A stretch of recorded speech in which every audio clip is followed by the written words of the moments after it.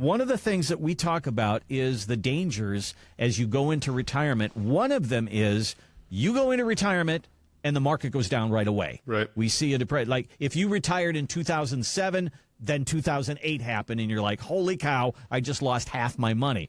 There's a word for that. It's called sequence of returns. That's so correct. let's talk about that danger a little bit here, Jay, and how we can get around that. Yeah, sequence of returns is it's when it's explained like, oh well, duh, it's obvious, but it's an interesting thing that most people don't think about, right?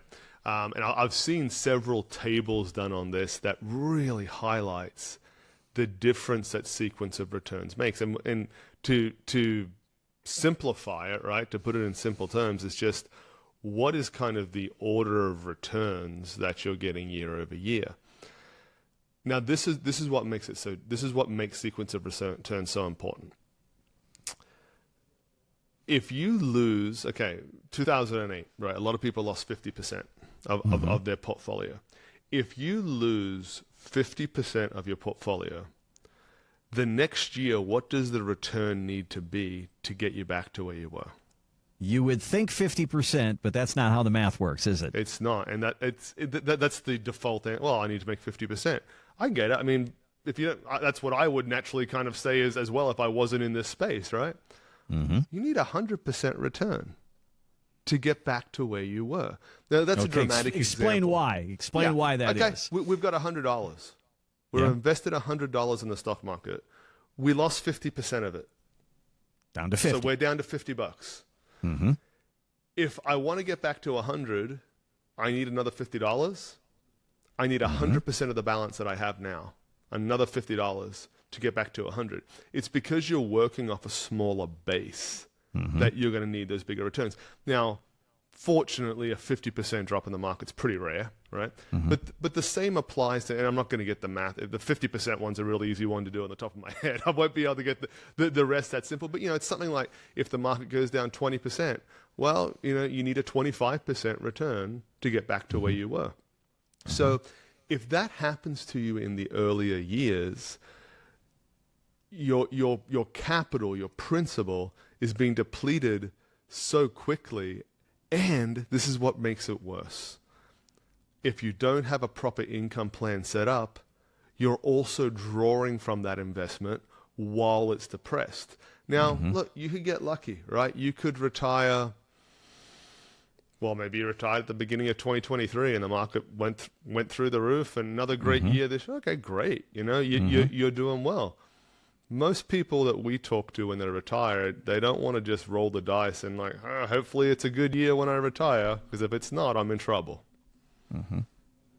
Well, one of the things that we want to make sure that just the math on that, it's better to have a bad year when you're 85 than when you're 65 is basically what we're saying here, because the damage at the beginning is long lasting. That's right. So what about the other part of that? Is Goldman Sachs says they believe in the next 10 years, the market returns will be on the average about 3% instead of 9%. So can a retiree do it on 3%? Is that enough growth, or do we have to start saying we got to put more money at risk because we need 7%? Yeah. First of all, I hope they're wrong. Right. Yeah. I hope it's not a 3% return going forward, because that's going to put a lot of people in a painful place. I'm not saying I agree with Goldman Sachs. All right. I think there's a lot of bright opportunities in the future for this country. However, this is a discussion I started having with clients a year or two. I even did a video a year or two ago. I did a video. When was it? It was the end of 2021, because 2022 happened and I looked like a genius. I really wasn't. It was just good timing that I released this video. And my video was titled The Next 10 Years, right? And I'll tell you why I recorded the video in a second, kind of what prompted me to do it. But essentially, the high level of that video was, hey, the last 10 years have been an incredible 10 years, right? So 2011 to 2021 or whatever it was. And I think the average return, it was 15 or 20% or something, like in the markets. And there was one down year, and even then it was like down 2 or 4 or 5%, something like that, right? Almost a blip on the radar, really. And I said, this has conditioned people that this is just the way it is, right?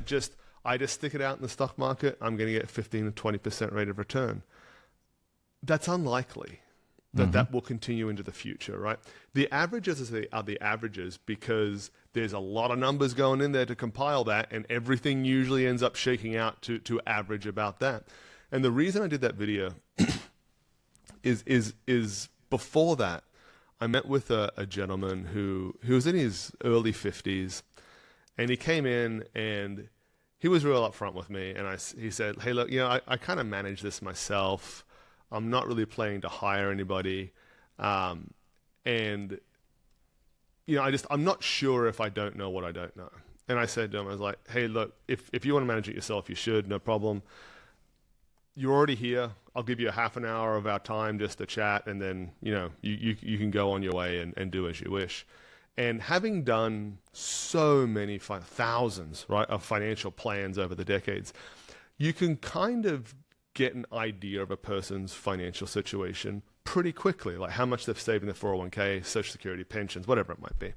And we can do a plan, and we can kind of start putting it together. And I didn't offer to do that for him. He's not really interested in working with someone. He just kind of had some questions. And he said, well, this is my plan that I've created, right? And it was just something simple on an Excel spreadsheet, which is fine if that's what he wants to work with. And he's like, I think I can retire at 55, which I think was 3 years, so he's 52, right? And he said, I think I can retire on this amount of income. And I think it was like $10,000 a month, which is a lot at 55, right? And I was looking at the numbers, and I was just like, this doesn't seem right to me. Like, with the amount of assets that he has, how old he is, how long it's going to be till Social Security comes on. And I was looking at it for a while, and I couldn't figure it out. And I said, well, what's the rate of return that you've put in here on these assets? I'll tell you, for our clients, we only assume they can get a 5% rate of return.